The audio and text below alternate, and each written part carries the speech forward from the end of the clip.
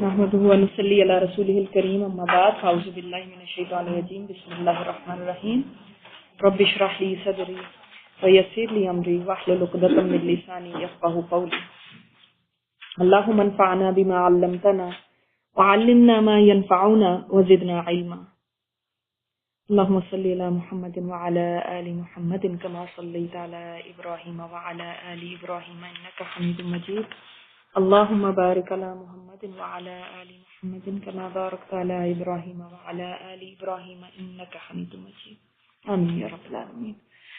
اچھا، ہم نے لاسٹ ٹائم جو پڑھا تھا وہ یہ تھا کہ دوسری بیعت عقبہ کے بعد پھر آپ صلی اللہ علیہ وسلم نے مسلمانوں کو اجازت دی کہ وہ لوگ ہجرت کرنا شروع کر دیں، اور مسلمان بہت بڑی تعداد میں ہجرت کرنے لگے، حتیٰ کہ مکہ میں بہت کم لوگ رہ گئے تھے۔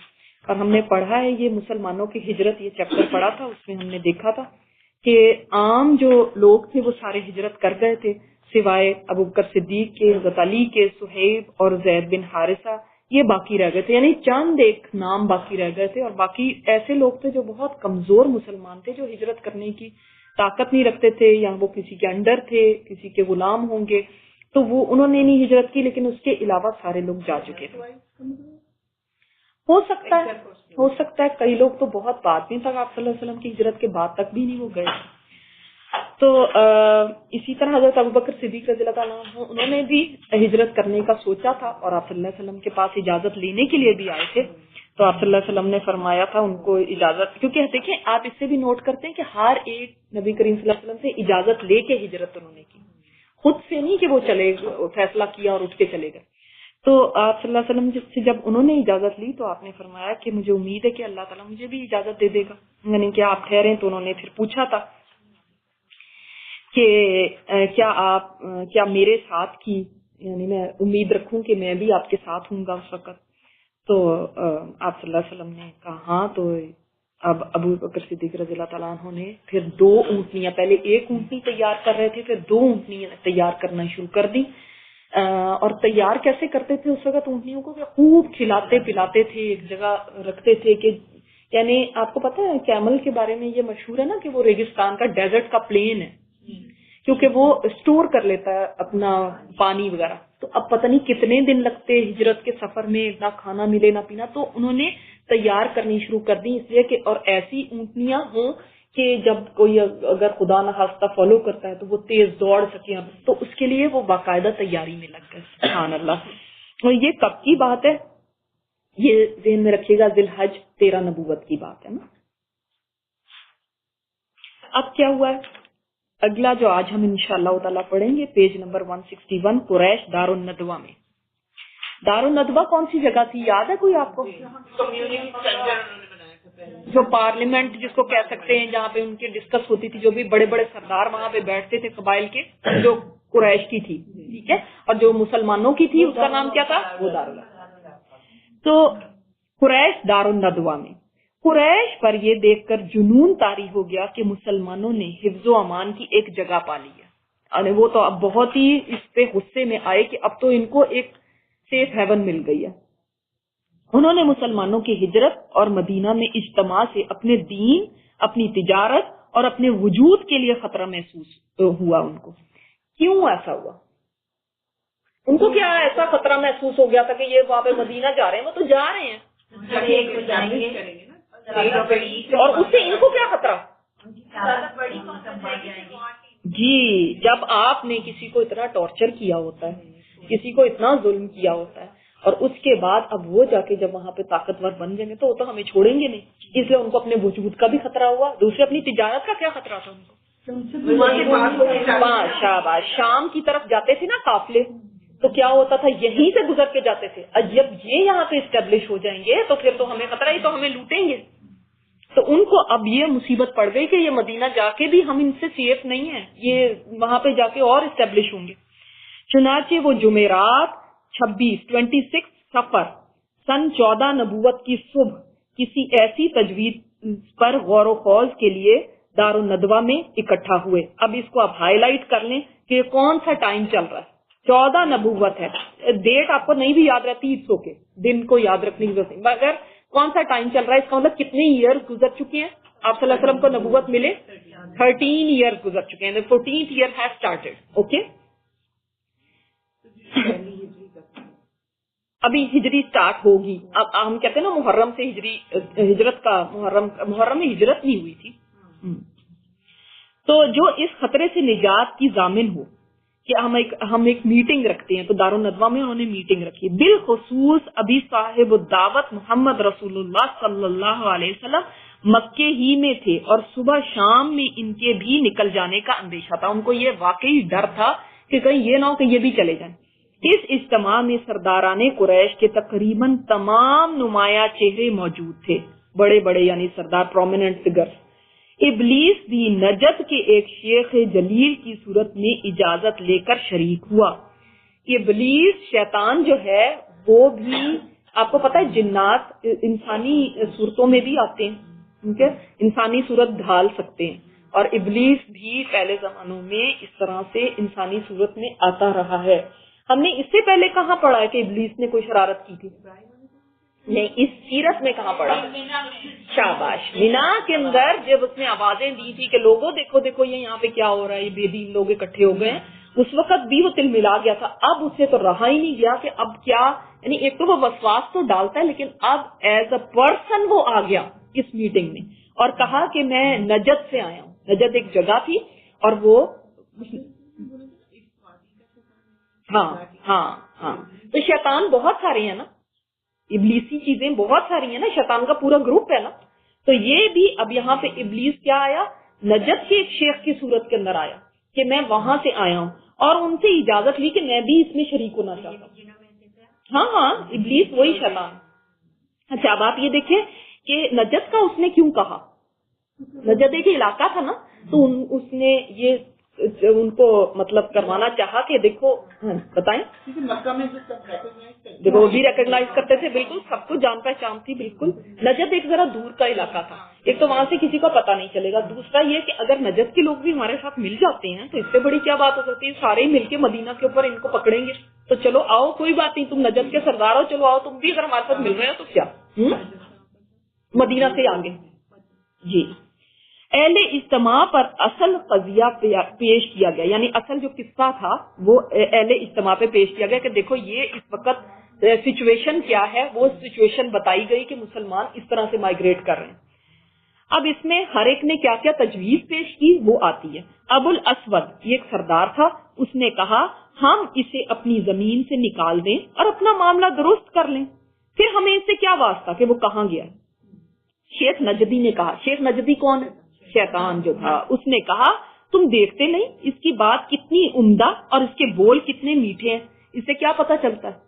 وہ خود بھی کنوینس تھا, اس کو پتا ہے کہ یہ اللہ کے سچے رسول ہیں, اور وہ کس طرح لوگوں کا دل جیت لیتا ہے. لہٰذا جب وہ یہاں سے نکلے گا تو کچھ تعجب نہیں کہ وہ عرب کے کسی قبیلے کے ہاں ٹھہرے اور لوگ اس کے گرد اکٹھا ہو جائیں, پھر وہ ان کی مدد سے تمہارے علاقے ہی میں تم پر چڑھ آئے اور تمہارے ساتھ جیسا سلوک چاہے کرے. کوئی اور تجویز سوچو, یہ کتنا سیانا ہے یہ, اور اس نے کتنی بڑی پلاٹنگ کا بتایا کہ ایسے ہو سکتا ہے, تو اس لیے یہ تجویز ریجیکٹڈ.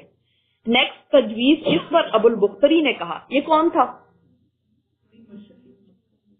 کہاں پہ اس کا نام پڑا تھا, کہیں پڑھا تھا صحیح, میں نے آپ کو بتایا تھا.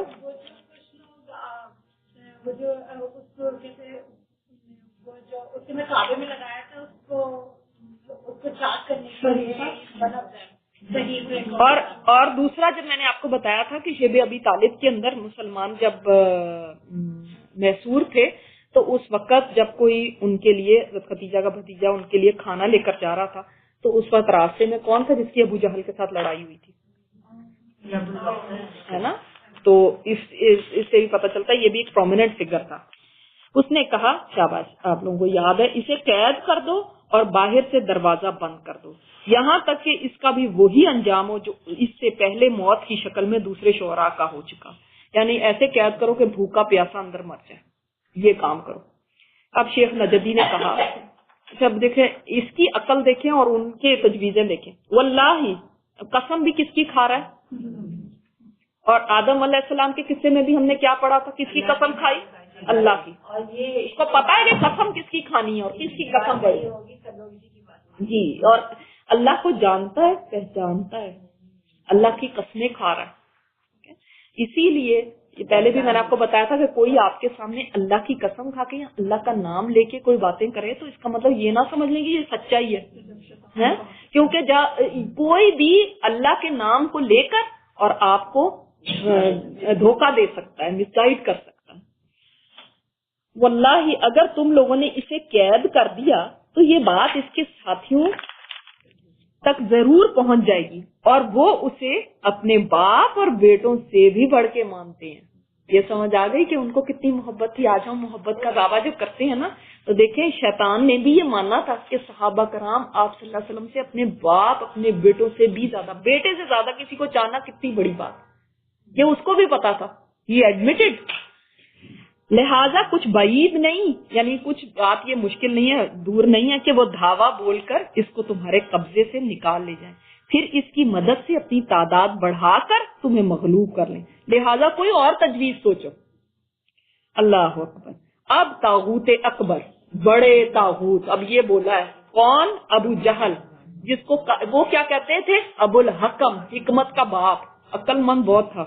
اس نے کہا اس کے بارے میں میری ایک رائے ہے، میں دیکھتا ہوں کہ اب تک تم لوگ اس پر نہیں پہنچے. وہ رائے یہ ہے کہ ہم ہر قبیلے سے ایک مضبوط صاحب نسب اور بانکا جوان منتخب کریں، اسٹرانگ بھی ہو، نسب والا بھی ہو. پھر ہر ایک کو ایک تیز تلوار دیں. اس کے بعد سب کے سب اس شخص کا رخ کریں اور اسے اس طرح یک بار یعنی ایک ہی دفعہ میں تلوار مار کر قتل کر دیں جیسے ایک ہی آدمی نے تلوار ماری ہو. اس طرح اس کا خون سارے قبائل میں بکھر جائے گا. اور عبد مناف کون ہے؟ آپ صلی اللہ علیہ وسلم کے جد امجد جو ہے. سارے قریش سے جنگ نہیں کر سکیں گے، اس لیے دیت لینے پر راضی ہو جائیں گے اور وہ ہم انہیں دے دیں گے. پیسے دینا کون سا مشکل ہے، ہم سارے مل کے اس کے خون بہا ادا کر دیں گے. What a solution. لیکن جس کے ساتھ اللہ ہوتا ہے نا، پھر تم مکر کرتی ہو اور ایک مکر اللہ کرتا ہے. واللہ خیر الماکرین. اس سے پتہ چلتا ہے کہ یہ جو ابو جہل ہے یہ شیطان سے بھی زیادہ ہے. اس کی عقل دیکھیے، شیطان بھی مان گیا کہ یہ بات. شیخ نجنی نے کہا بات یہ رہی جو اس جوان نے کہی ہے، رائے ہے تو یہی ہے، دیگر ہیج یعنی دیگر باتیں ساری بیکار ہیں. اہل اجتماع نے بھی یہی رائے پاس کی اور اٹھ کر اس کی تنفیذ کی تیاریوں میں مصروف ہو گئے. جو وہ تھے نا، وہ انہوں نے کہا یہ اب امپلیمنٹ ہوگی، یہ اب اس کی امپلیمنٹیشن کے لیے وہ اٹھ کے چل دیے. ہم بس ایک اور پیج پڑھیں گے، یہ جو نیکسٹ پیج ہے، صرف اس کو پڑھ کے پھر آگے کیونکہ ہجرت کی باتیں شروع ہو جائیں گی تو ہم اس کو ایک ہی دفعہ میں ایک کلاس میں مکمل کریں گے کہ ہجرت کا سفر شروع سے لے کے آخر تک کیسا رہا. نبی صلی اللہ علیہ وسلم کی ہجرت، قریش کی تدبیر اور اللہ تعالیٰ کی تدبیر. دیکھیں اب قریش کی تدبیر ورسز اللہ کی تدبیر، کیا بات ہے. کوئی اللہ کی تدبیر کے آگے کھڑا ہو سکتا ہے؟ بس ٹرسٹ کی بات ہونی چاہیے کہ ہمارا بھروسہ کس پہ. اس قسم کے اجتماع کا مزاج یہ ہوتا ہے کہ وہ انتہائی رازدارانہ ہو. یعنی جو ایسے اجتماعات ہوتے ہیں نا جس میں لوگ کانسپریسیز کرتے ہیں، ان میں ہمیشہ کیا رکھا جاتا ہے؟ خفیہ ایجنڈا، بالکل کہ کسی کو پتا نہ چلے. ظاہری سطح پر کوئی ایسی حرکت پیش نہ آئے جو روزمرہ کے خلاف اور عام عادت سے مختلف ہو، تاکہ کوئی شخص سازش اور خطرے کی بو نہ سن سکے اور کسی کے دل میں یہ بات نہ گزرے کہ یہ خاموشی کسی شر کا پیش خیمہ ہے. آپ نے دیکھا ہے کہ جب طوفان آنے لگتا تو اس سے پہلے خاموشی سی ہو جاتی. یہ بھی بالکل خاموش ہو گئے کہ اب جو کرنا ہے بس اس کے اوپر انہوں نے جمپ کرنا ہے. وائس آ رہی ہے آپ لوگوں کو؟ کہہ رہی ہیں نو وائس. یہ قریش کا مکر تھا، لیکن انہوں نے یہ مکر اللہ سبحانہ و تعالیٰ کے مقابل کیا تھا. یاد رکھیں اب یہ اب ہم سوچتے ہوں گے کہ وہ آپ صلی اللہ علیہ وسلم کے خلاف مکر کر رہے تھے، لیکن یہاں پہ کیا وہ کہہ رہے ہیں کہ اللہ کے خلاف مکر کر رہے تھے. کیوں؟ اللہ کے نبی جو ہیں ان کے خلاف کوئی سازش کرنا، اسلام کے خلاف، اللہ کے دین کے خلاف سازش کرنا، ان کو آپ صلی اللہ علیہ وسلم سے تو کوئی مشکل نہیں تھی، کوئی دشمنی نہیں تھی. ہم سب جانتے ہیں نا دشمنی کس سے تھی؟ اللہ کے دین سے تھی نا.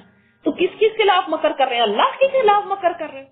اس لیے ہمیشہ یاد رکھیں کہ جب بھی یہ ٹاکرا ہمیشہ ہوتا رہے گا، اس وقت بھی ہوا تھا، قیامت تک کسی طرح حق اور باطل کے درمیان ہوتا رہے گا.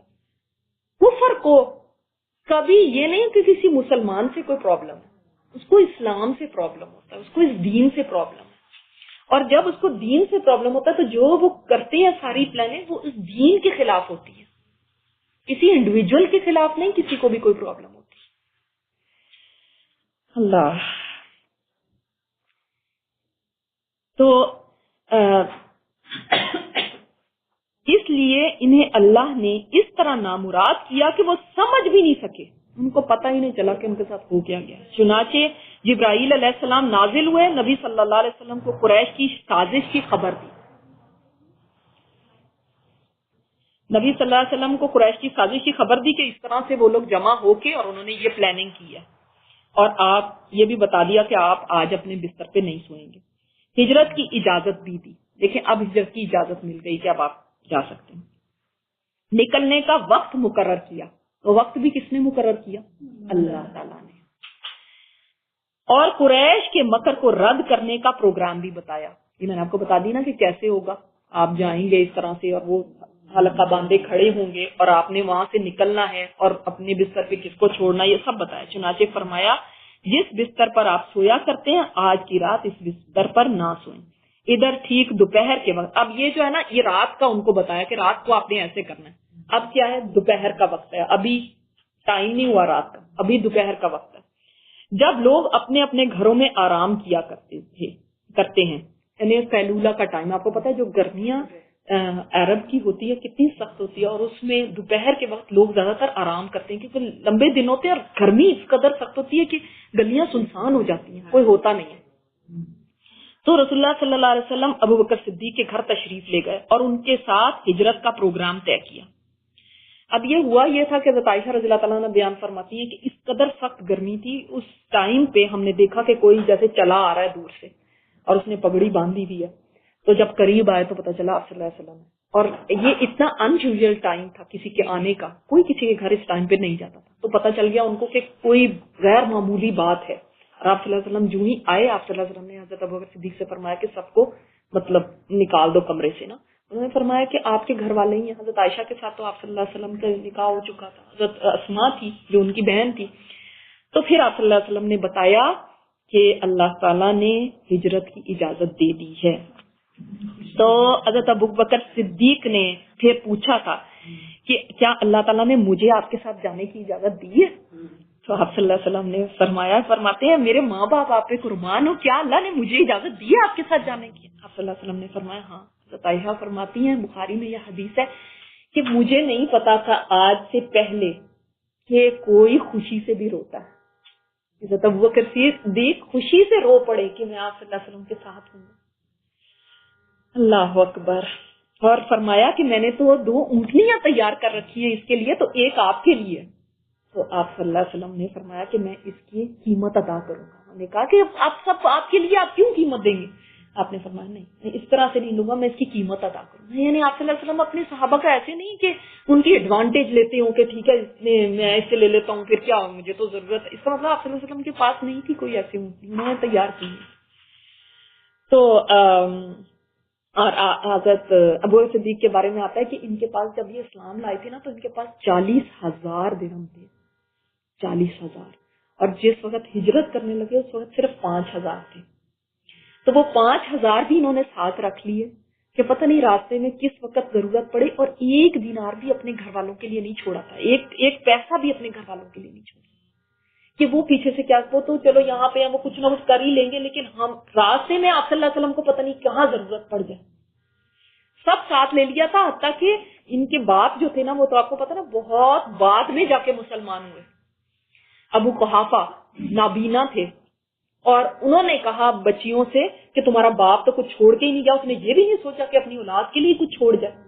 حضرت اسماء اتنی انٹیلیجنٹ تھی نا، انہوں نے وہ جو تھیلی جس کے اندر وہ رکھتے تھے اپنا مال حضرت ابوبکر صدیق، اس میں پتھر بھر دیے اور ان کا ہاتھ لگوایا کہ یہ دیکھیں یہ چھوڑ کے گئے ہیں. تو انہوں نے دیکھا کہ ہیوی ہے، کافی وزنی ہے. انہوں نے کہا اچھا پھر تو اچھا چھوڑ کے گئے. سبحان اللہ. اور گھر والوں کا توکل دیکھیں کہ انہوں نے نہیں اس زبان سے یہ بات کہی کہ دیکھو مجھ بھی نہیں ہمارے لیے چھوڑ کے گئے، ہمارا نہیں کچھ سوچا انہوں نے، خود تو وہاں چلے گئے، ہم کیا کریں گے. ابھی یہ نہیں ہجرت انہوں نے کی، یہ تو ابھی یہی ہے. نہیں اب ابھی آپ کو سامنے یہ قصہ آئے گا کہ جب ان کو تھپڑ مارا تھا اتنی زور سے ابو جہل نے کہ ان کی بالی گر گئی تھی حضرت اسماء کو، یہ ہم انشاءاللہ پڑھیں گے آگے. تو اب چنانچہ دونوں سواریوں کا سامان نہایت تیزی سے تیار کیا گیا اور عبداللہ بن اریق لیسی سے جو ابھی تک دین قریش ہی پر تھا یہ بات طے کی اور اس کا عہد و پیمان لیا گیا کہ وہ اجرت پر ان کو مدینہ لے جائے گا. اب یہ کون تھا؟ یہ ابھی تک دین قریش پہ تھا، مشرک تھا جس نے جاسوسی کرنی اور راستہ دکھانا. پہلے زمانے میں ہوتے تھے نا کھوجی، تو جو راستے ان کو بہت اچھے آتے تھے. اس کو کہا تھا کہ تم ہمیں، اور عہد و پیمان اس سے لے لیا تھا. اس کا مطلب مشرکوں میں بھی سارے ایسے نہیں ہوتے کہ وہ جو آپ کو دیکھنا پڑتا ہے کہ کون ہے جو آپ کے ساتھ دینے والے ہیں. یہ شخص راستوں کا بڑا ماہر تھا. اسے بتایا گیا کہ وہ 3 رات کے بعد جبل سور کے پاس آئے گا. اس کا مطلب پہلے سے طے تھا کہ کون سا راستہ لیا جائے گا. ٹھیک ہے. اس کے بعد رسول اللہ صلی اللہ علیہ وسلم واپس آ کر اپنے روزمرہ کے کام میں حسب عادت اس طرح لگے رہے کہ کسی کو محسوس تک نہ ہوا کہ قریش کی قرارداد سے بچنے کے لیے آپ صلی اللہ علیہ وسلم ہجرت کی یا کسی اور کام کی تیاری کر رہے ہیں. کسی کو بھی نہیں پتا چلا، لیکن پلاننگ ساری کر لی تھی. 3 رات کا کیسے ورنہ کہا، ان کو پتا تھا نا کہ ہم 3 رات پہ غار ثور تک پہنچیں گے. تو مطلب پورا راؤٹ انہوں نے سارا پہلے سے سوچ لیا تھا. پلاننگ کے بغیر نہیں، ہمیں بس اللہ کے اوپر توکل ہے، آپ بس چل پڑے، ایسے نہیں. جذبات ہم نے ابھی تک سیرت میں کیا پڑھا، جذباتی ہو کے ایک دم ہوش حواس سے کام لینا نہیں، عقل سے کام لینا نہیں اور اٹھ کے کام کرنے لگ جانا، یہ نہیں اسلام کا مزاج. پلان بھی کرو حکمت کے ساتھ، عقل کے ساتھ، اسباب بھی اختیار کرو. سبب اختیار کیا نا، یہ نہیں کہا ٹیل ٹاک پہ بھی نہیں آواز آ رہی ابھی کسی نے کہا نہیں. تو انہوں نے یہ نہیں کہا بس اللہ ہمیں راستہ دکھا دے گا نا چلو بس اللہ کے سہارے، نہیں، انہوں نے کھوجی کا بھی انتظام کیا. ٹھیک ہے. اور پلاننگ بھی پوری کی، پروگرام پورا بنایا اور اس کے بعد اس کو راز میں بھی رکھا. ٹھیک ہے. ایسے پریٹینڈ کیا جیسے کوئی بات نہیں ہو رہی. تو ہمیں بہت ساری چیزیں سیرت سکھاتی. اللہ تعالیٰ ان پر عمل کرنے کی ہمیں توفیق عطا فرمائے. اور انشاءاللہ تعالیٰ جو ہم ہجرت کا سفر بھی پڑھیں گے وہ بھی بہت ہی زبردست مزیدار سفر ہے، کہ ایسے ہے کہ جیسے ہم بھی سفر میں ساتھ ہی نکل پڑے انشاءاللہ تعالیٰ. انشاءاللہ تعالیٰ اب ہماری نیکسٹ کلاس جو ہوگی وہ رمضان کے بعد ہم رکھیں گے. ٹھیک ہے انشاءاللہ تعالیٰ. چلیں جی. سبحانک اللہم و بحمدک نشہد ان لا الہ الا انت نستغفرک و نتوب الیک. السلام علیکم ورحمۃ اللہ وبرکاتہ.